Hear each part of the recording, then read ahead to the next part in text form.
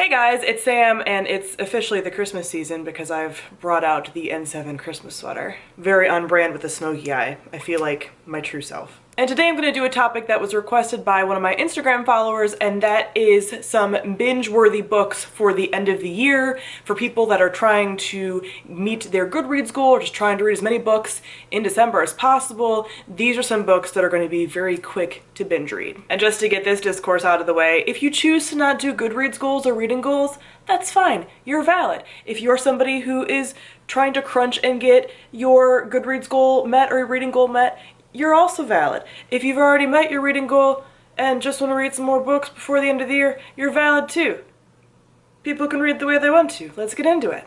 So my first recommendation is novellas, specifically the Wayward Children series by Seanan McGuire. This is one of my favorite fantasy series. It's a portal fantasy and it follows kids who have previously gone into another world and they have come back through whatever door or portal they went through before, and they go to this school where either they're just kind of like waiting to go back or they're trying to assimilate back to normal life.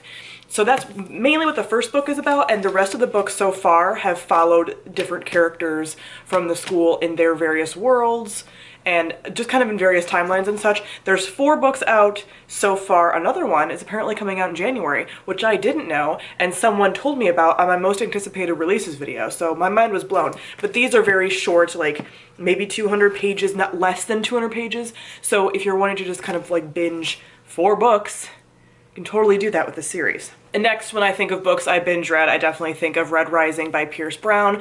This is a sort of like sci-fi dystopian, like a dystopian sort of set in space, so it doesn't really feel like the same dystopian as the dystopians of like the late aughts, early 2010s, you know? But this is just like a fast-paced sort of competition-based story in a sci-fi out in space setting where a lot of their culture is set up on Roman mythology and just like battles and stuff. The world is divided by colors, and Darrow is a red, which is like the bottom of the pool basically, and golds are the top, and so he sort of infiltrates the golds and goes into a competition and everything kind of goes from there. But it's one of those like fast-paced, don't know what's gonna happen, action action action type stories, and I really liked this book and the second book. Not a huge fan of the third book, but do plan on continuing with the series because there's now a second like trilogy.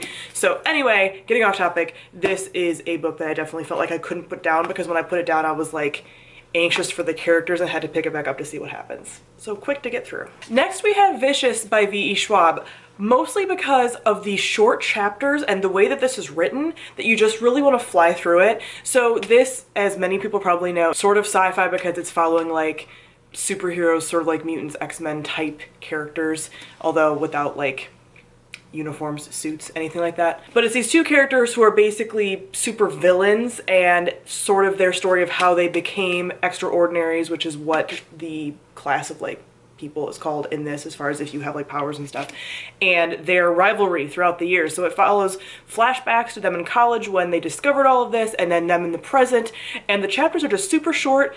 The flashbacks make you want to fly through it because you know sort of like where they are now, and you want to see how they got there, and you want to see what like the twists are and like what the one character in particular is like scheming, and it's just very easy to fly through for sure. And I treat this as a standalone because I don't want to feel like any of the rest of the books in the series happened. There's only been one so far, but I feel like the next one's going to be bad too. On that similar theme of short chapters and just wanting to fly through it, we have The 7 Husbands of Evelyn Hugo by Taylor Jenkins Reid. I just did a full review on this, so I'll link that on the screen, but this is a sort of historical fiction, I guess you could say, although there's some contemporary bits in it too, that follows this actress, famous actress, it's a fictional story, but famous actress Evelyn Hugo throughout her years and all of these 7 husbands that she had and her life story and all this stuff. Chapters are very short, so you just feel like you can read more of it. And you also have these questions about how she got to where she was, about all these husbands, who was the real love of her life, all of that stuff. So you just want to like fly through it, and the short chapters, when you open a chapter and you're like, oh, it's only like 5 pages, you want to keep reading, and then all of a sudden you've read 10 chapters. So good. Then contemporary romance is also a genre that is very, very easy to fly through, and the most bingeable book for me that I've read so far this year of the contemporary romances has been The Unhoneymooners by Christina Lauren, which has been my favorite thus far. Like the first one I read, my like holy grail of romance books thus far. I love it so much. This is another one that's like fairly short chapters. They're going on a vacation, you know, like a honeymoon type thing. There's a hate to love, sort of bantery romance, and it had all the things that I just love. So if you are already not enjoying the winter and want a little bit of escape here, definitely recommend this one. And it's just, I just flew through it in 2 days. It would have been in one sitting if I was reading it over a weekend. And lastly, one of the easiest things to binge read the end of the year, and that I have personally done before when trying to meet a Goodreads goal, is graphic novels. So I'm gonna recommend 4 of my favorites. I actually don't think I've read any graphic novels this year, so spoiler alert for 2020, I still want to continue to get my physical TBR of like novels down, but I really want to catch up on my graphic novels like so bad. I want to reread like all of these series and then catch up on them from the issues that I've missed since then. So my 4 favorite graphic novel series, all by Image Comics, because I am a trash can for them. I love them so much. The first one is Saga by Brian K. Vaughan and Fiona Staples. It's a staple here on BookTube. So many people were talking about it, especially a few years ago,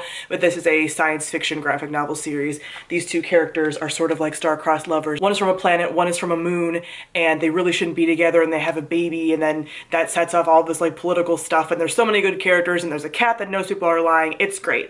And then we have Monstrous by Sana Takeda and Marjorie Liu.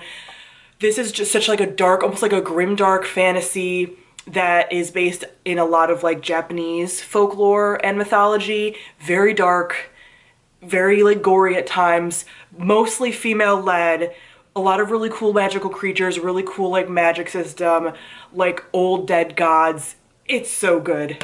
Then we have The Wicked and the Divine, and this is by like 4 people whose names, Kieran Gillen, Jamie McKelvey, and Matthew Wilson.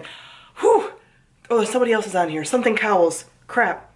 I can't find their name. Anyway, so good. This is about gods. Basically, every pantheon of god, or at least some gods from each pantheon, are reincarnated in the bodies of like young people, and they become like superstars, and they sort of get their power from like performing. That is like a very condensed synopsis, but this is so good. The art is beautiful, and Persephone is in here, and a lot of my like favorite chthonic gods like the Morrigan and all. Okay, this is the one I'm like maybe most excited to catch up on because I'm way behind on it. There's like Egyptian gods, there's I think some Greek ones, but like it's not even only just like Greek mythology and stuff that we're like used to, it's a lot of other gods.